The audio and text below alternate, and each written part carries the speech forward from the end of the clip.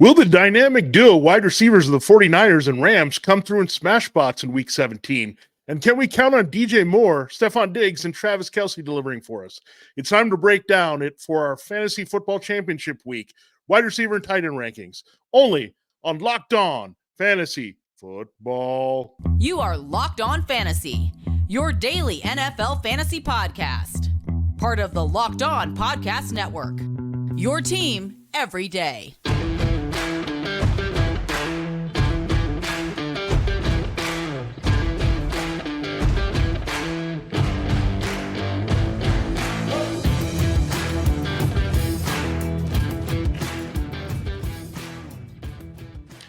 Greetings, everyone, and welcome to another edition of the Locked On Fantasy Football Podcast. We're deep into our Week 17 analysis. We'll have our wide receiver and tight end rankings here in a moment. Thanks for making Locked On Fantasy Football your first listen today. We're your destination to become the smartest fantasy football player in your league. We're part of Locked On Podcast Network, your team every day, your fantasy football team every day. I'm one of your co-hosts, Vinnie Iyer. When I'm not doing this, I'm writing about NFL fantasy and betting for sportingnews.com. Hey, I'm Michelle Magdziuk, researcher at NFL Network and fantasy analyst for NFL.com.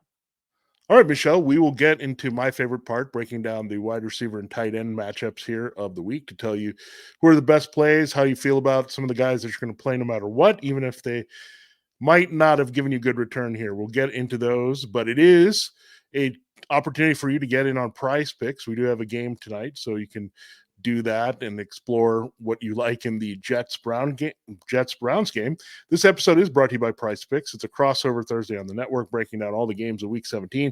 It's the easiest, most exciting way to play daily fantasy sports. Go to prizepicks.com/LockedOnNFL and use the code all lowercase LockedOnNFL for first deposit match up to $100. All right, Michelle, let's start here at the top. Now, the 49ers, look, they somehow managed to put up some numbers, really more so Ayuk and George Kittle, even with the struggles of Brock Purdy versus the Ravens there in Week 16 at home on Monday night. Now they go on the road. We think Brock Purdy will play through that stinger here. They get the Commanders. This has been the best matchup all season for passing games. Is it too good to be true, or do we like Debo and Brandon Ayuk to come through? I have them at 4-5. You have them pretty high as well. You have them at 4 and 10 this week.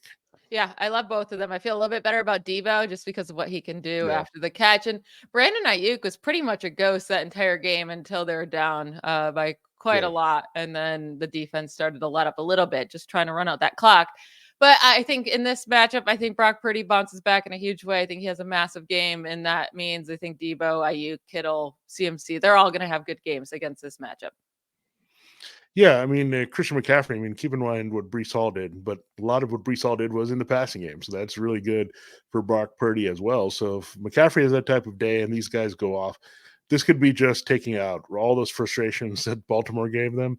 I think they need to get well game before they play a tough game that they might need to play in Week 18 against the Rams. So we'll see how that plays out. That could be really nice for fantasy if you're playing into that week. Now, Courtland Sutton, a guy that we've been tracking. Now, there's some twists and turns with Courtland Sutton that we did not expect.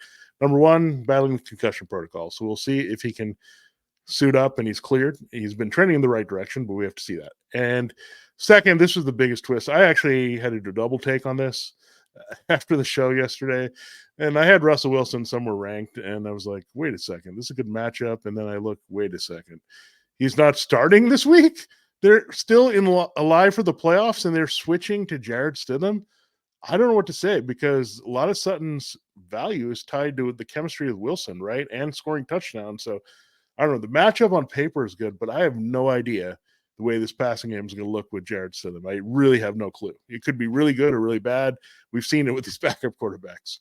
Yeah, so right now I have him ranked at wide receiver 28. And the reason why he's still that playable flex play is because of the matchup, right? The Chargers are allowing the third most points to wide receivers this season. Great matchup. But with Jarrett Stidham, we don't know what's going to happen. I mean, if he does get cleared from the concussion protocol, that's really nothing that typically you're too worried about when they come back. It should be a full, workload for him. But even the week prior, again, in a really nice matchup against the Lions, he was a wide receiver 30 on the week. So I think wide receiver 28 is plenty nice. I think I probably even have him too high, but I'm a little bit worried about him this week for sure.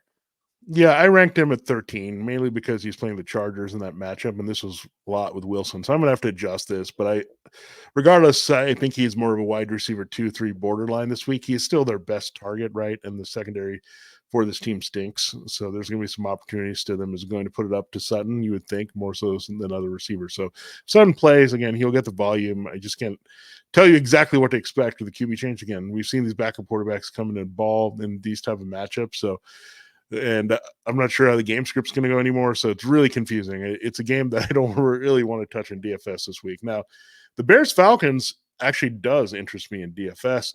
I look at this. This is sneaky because DJ Moore, look, he disappeared last week, but the Cardinals secondary is playing really well. I know the Falcons have AJ Terrell, but that hasn't been just like sure shutdown, right? I mean, he's had ups and downs. You can also get DJ Moore open at other parts of the field. You think he's going to be the squeaky wheel, right? That was just not very good usage for Moore. They did win the game, so there's that. But I think they're going to need a lot more for Moore this week. And again, he's too good to have two really quiet games in a row.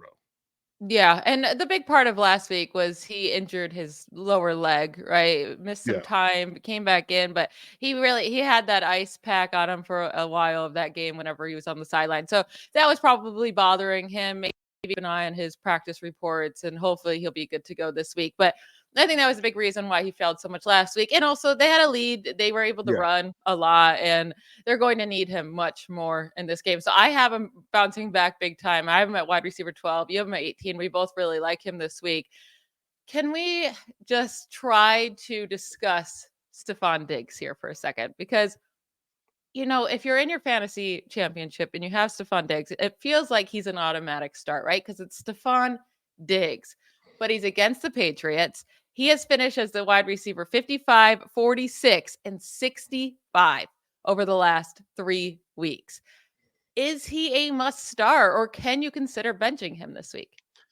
I think there's a few players you could bench him for, but it's really hard to see that and put him on the bench. I mean, there's too many receivers. I hate these type of guys, right? You get so nervous about benching them, but benching them might be the smarter move with your head. Now, I think if you had Rashee Rice, I would put him in there ahead of him this week. I really would to consider because look, I know he was not very productive last week. The whole Chiefs offense wasn't, but you have him against the Bengals. Now, it's borderline for some of these other guys, right?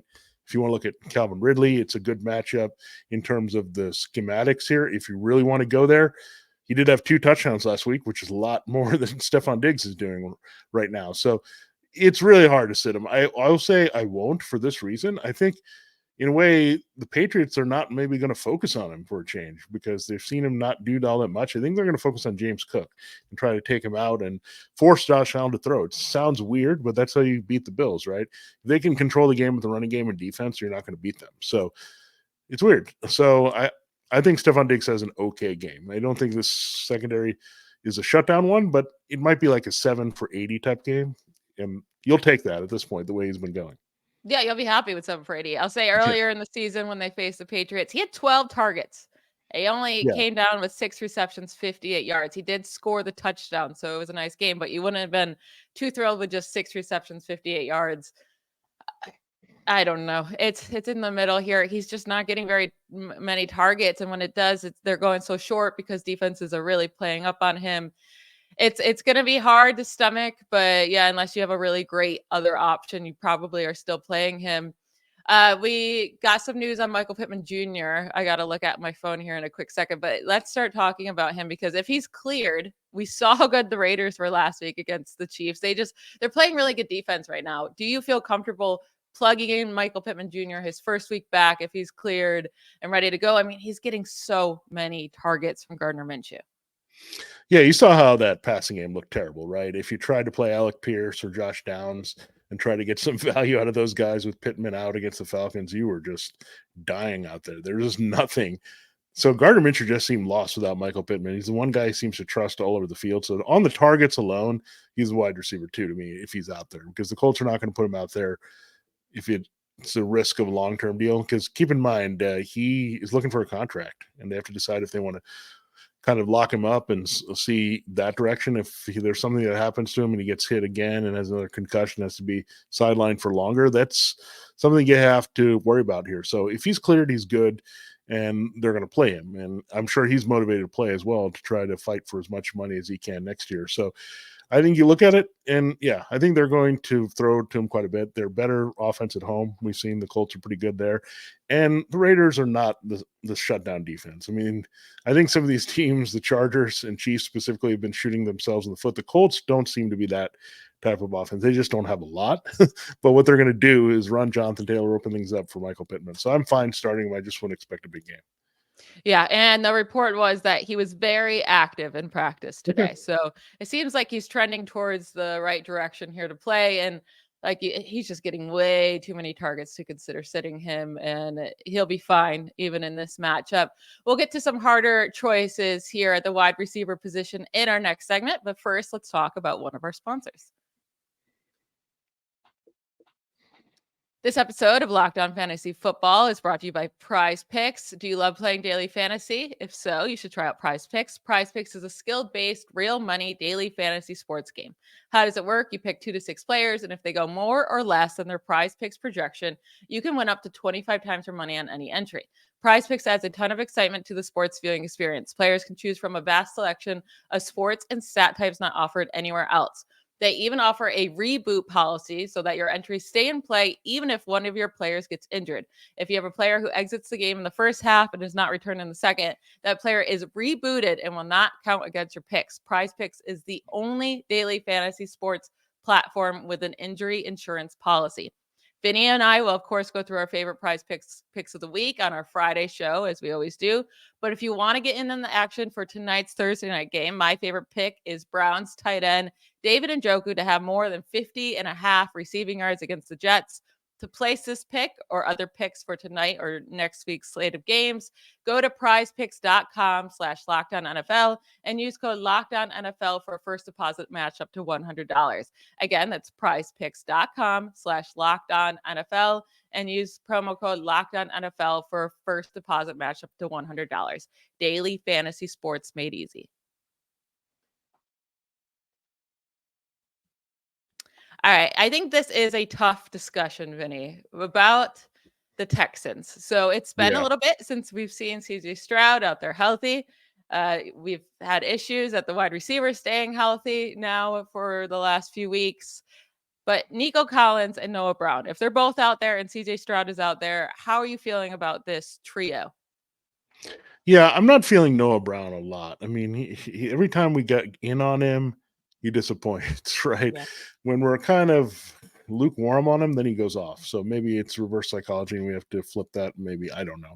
But Nico Collins has been CJ Stroud's guy all season long. If we go back, even with Tank Dell in the lineup, Tank Dell and Stroud had great chemistry, of course, but Nico Collins kind of kicked it off here to say, hey, this Texans wide receiver core may not be that bad. So when you look at it, yeah, I think it's Stroud and Collins. I don't know if I'm going to extend to Brown. I don't feel all that great. I also don't think this is going to be a very high scoring game. I mean, the numbers reflect that. It's going to be a division game. It could be a little bit ugly. The teams know each other well. So I would just stick to the basics in this game and just keep it very simple with some of the guys. So I do like Stroud and Collins. I would play Stroud, but more as a back end QB1 in deeper leagues, just because there's so many other good options.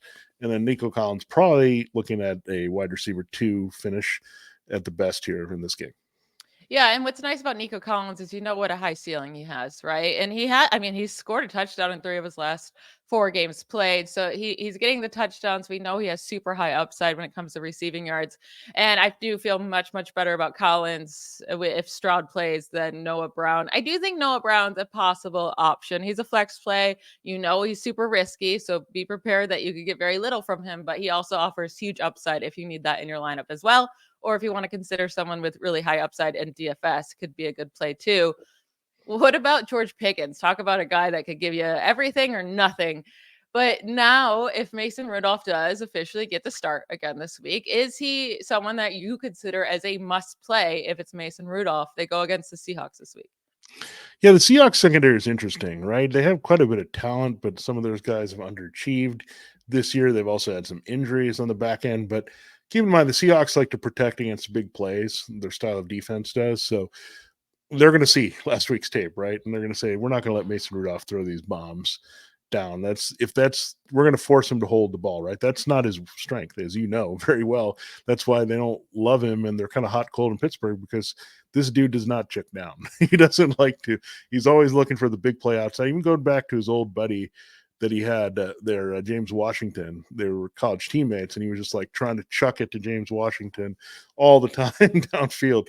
So that's going to work if a team wasn't prepared for it. The Bengals certainly were not last week. I think it's more of a Deontay Johnson game because his route running, hands getting open, this technical type receiver that gives the Seahawks a little bit more problems. So Pickens is not going to get free. Now, people are going to chase Pickens. They're probably going to chase Joe Flacco's game, all these games from last week, and you're just going to be disappointed because, again, every week is a new week, new matchup, and you have to approach it in a different way, even with the same quarterback in there for the Steelers. Yeah, I mean, I know it's different quarterbacks, but George Pickens was pretty much absolutely pointless for fantasy from weeks 8 through weeks 15. That's a long stretch of time there where he was just doing nothing.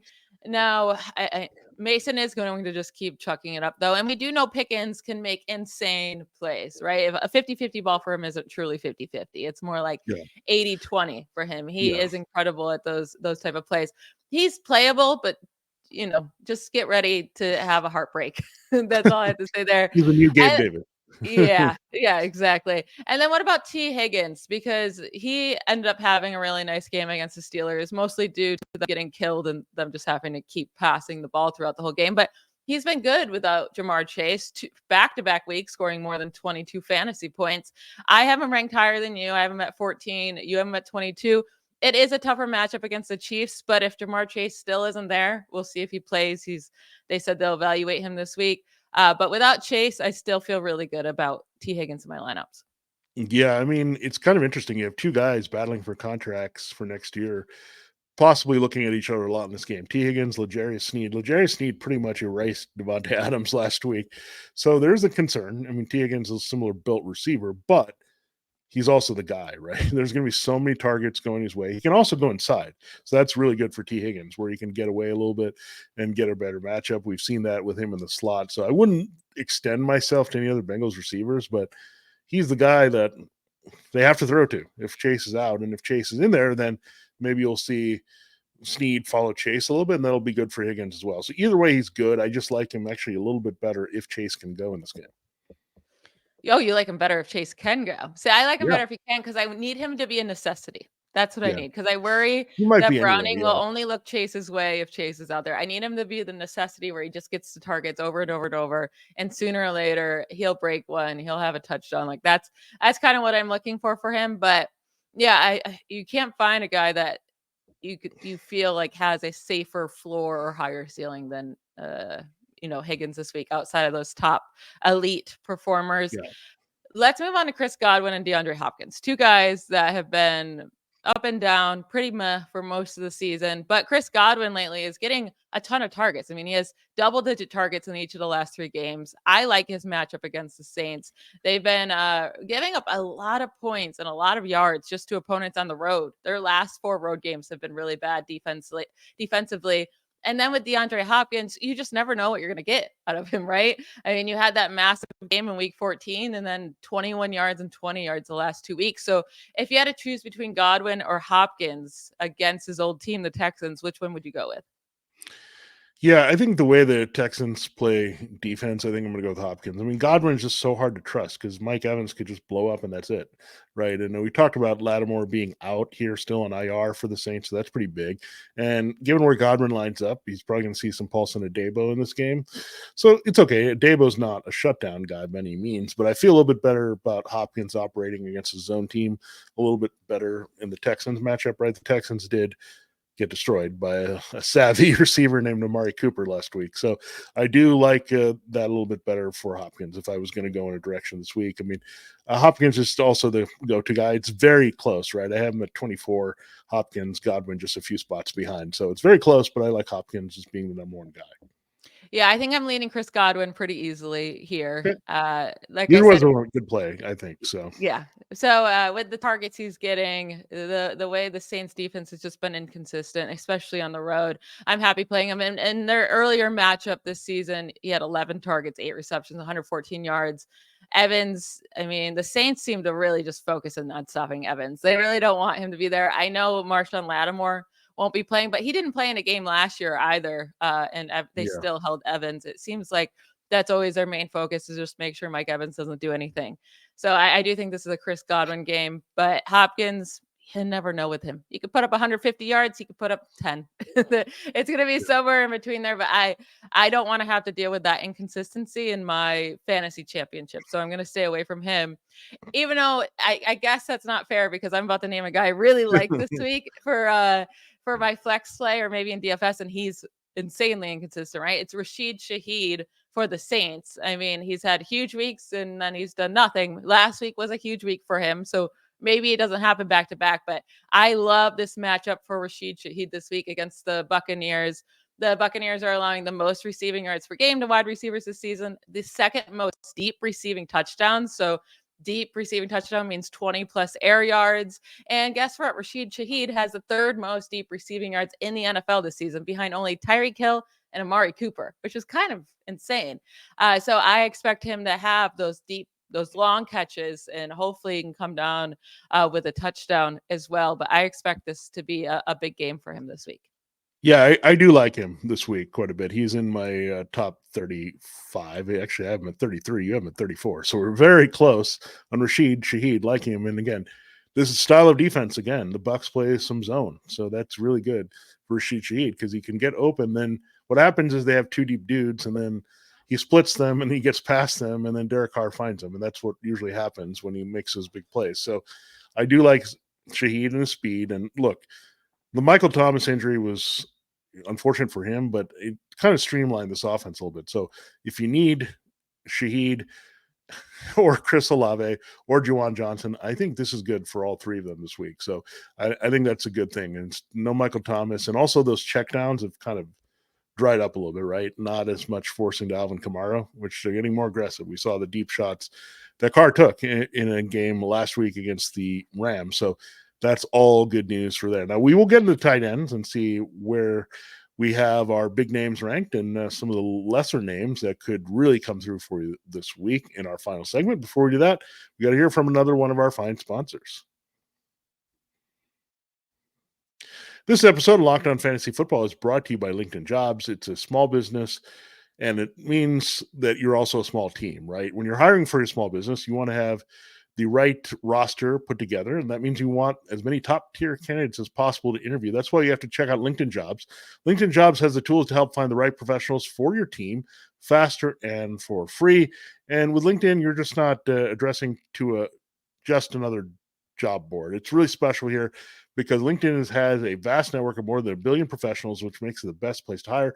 Hiring is easy when you have that many qualified and quality candidates. So easy, in fact, that 86% of small business get a qualified candidate within 24 hours. LinkedIn knows that small businesses are wearing so many hats and might not have the time or resources to hire. Thankfully, with LinkedIn, the process is intuitive, quick, and easy.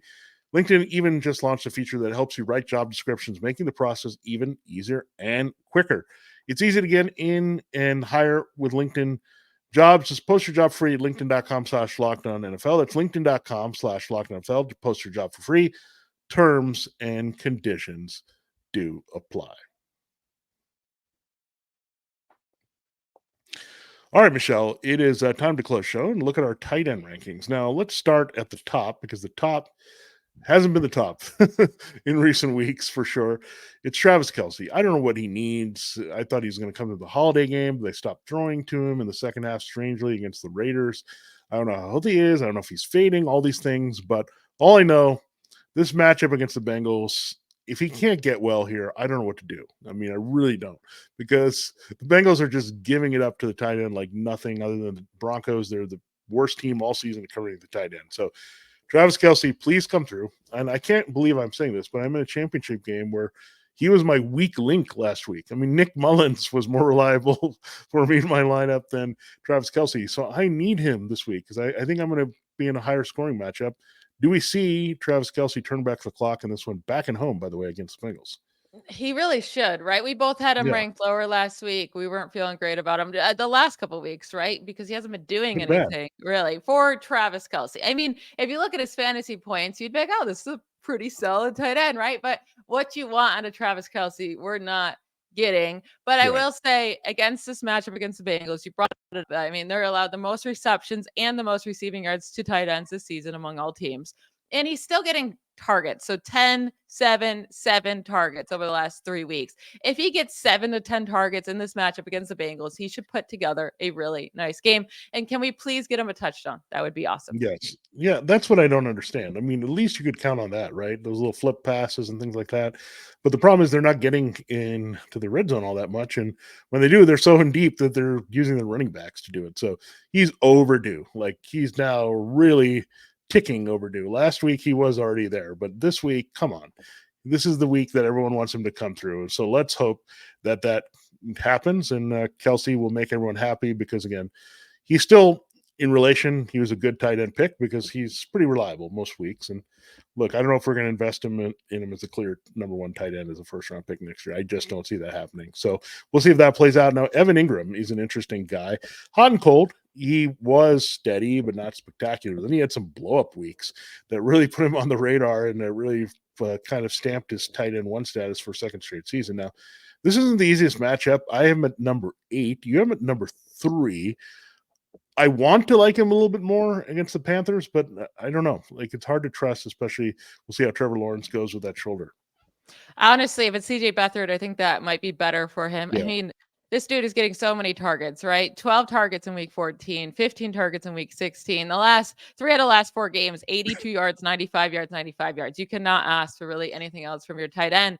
But when Beathard came in the fourth quarter last week, 6 targets, 5 receptions, 46 yards from just Beathard in the time he came in. When he came in earlier in that week 13 game, also in the fourth quarter, he was targeted a ton too from Beathard during that time. He had like 4 targets and they played like no time together. So it seems like Beathard really looks to Evan Ingram very quickly. And then let's say it is Trevor Lawrence. I don't know how he's going to play, but he's going to have that bum shoulder. He's going to be looking short. And I think that's only good for Evan Ingram as well. So I don't think you can find a guy that's safer than Ingram this week at the tight position. Yeah, he's definitely the floor play at this position. He does have a little bit of ceiling. We know he can go on a heater with tight ends or with touchdowns as a tight end. So that is a good point. So I think he finishes probably somewhere in the middle. You know, if I am at 9, you have 3, you'll probably finish at tight end 6. Now, Cole Kmet, he was banged up a little bit last week at the end of the game, but what a big game for him. He was the go-to guy against the Cardinals.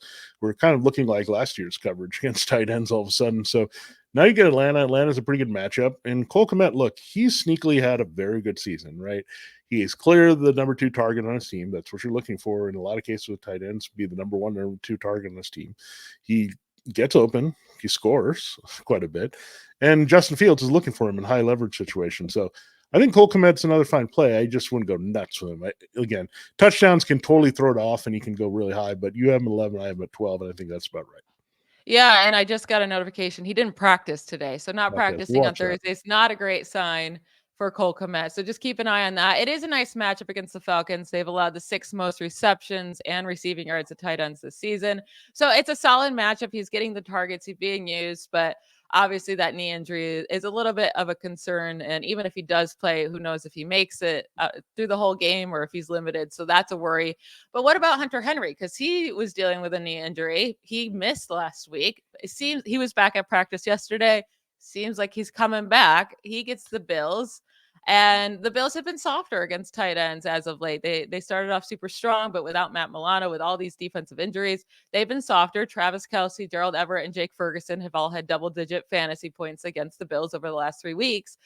Hunter Henry and Bailey Zappi seem to have a super strong connection. So I'm plugging Hunter Henry right back into my lineups if he's back and playing. Yeah, he falls into that category. I think right between, I'll tell you who that I put him in. I didn't rank him. I didn't know if he was going to return from the concussions yet. But when you look at it, I have him Cole Kmet at 12, and then you have Gerald Everett, Juwan Johnson, Chiga Okonkwo. I'm having him in that range. I think anywhere there, and I like those guys. I'm not just throwing him into the mix. I mean, Gerald Everett has a really good matchup this week against the Broncos. You have Juwan Johnson, the Buccaneers are giving up, and Okonkwo has a really good matchup against the Texans. I would play him over like a Dalton Schultz or Darren Waller, Dalton Kincaid, those type of players. I just think he's going to be more involved. And you have a very good point about Zappy and Hunter Henry. I've really seen that here the past few weeks when they've been on the field together. They really connect a lot more so than Mac Jones. I thought at one point Mac Jones had a Hunter Henry connection, but maybe Hunter Henry's good and they just realized they've used him wherever we are with our quarterback. We have to go in that direction. Now, I mentioned Dalton Kincaid. I am at 18. But one guy I'm way ahead, and where you have Hunter Henry, is Tucker Kraft at 10. You have him at 13. So you're endorsing Tucker Kraft as well. And again, it's hard. I think, in a way, this Luke Musgrave injury has kind of opened the eyes to the Packers that this guy might be the better player overall going forward as their athlete.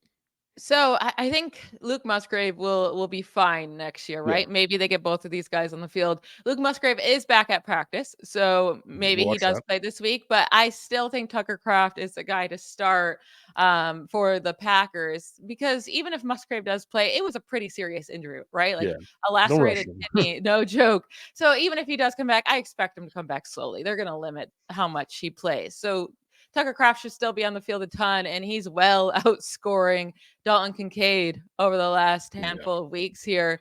And I don't know if Dalton Kincaid is honestly playable. I mean, over the last No. 2 games, he has 4 total targets, 1 total reception, 7 yards. Like those last 2 weeks completely destroyed your lineup. And the Patriots have been one of the toughest defense against tight ends all year long. This is he's just really hasn't done anything now for the last really 5 weeks. No. And look, I didn't expect this total drastic shift, right, with their offensive play calling. Like, it's like anything we did before, we're not doing anymore. So we're throwing a lot to Stefon Diggs. No, we're not doing that. We're getting Dalton Kincaid involved. No, we're not doing that. Gabe Davis, we'll put him in there a few times for those deep shots, but we're not involving him. So it's a lot of Khalil Shakir. It's a lot of James Cook, more of James Cook, a little bit of Josh Allen running. So I don't know. This is the formula they found to win. I don't know if they'll deviate too much from it either, right? I mean, why would you do that? If the Bills are winning and they're surging toward the playoffs, they're not going to do that. So, again, Kincaid is rough out there. Another guy that I would put him out there, not at all, is Darren Waller, because Daniel Bellinger is a real thing. And this is also an annoying thing with Kincaid. He's battling Dawson Knox. And assuming Musgrave doesn't play, that Kraft has that position all to himself, which is really important there sometimes for fantasy. And that, yeah, I think that's also been a development as well, timed with Kincaid's drop.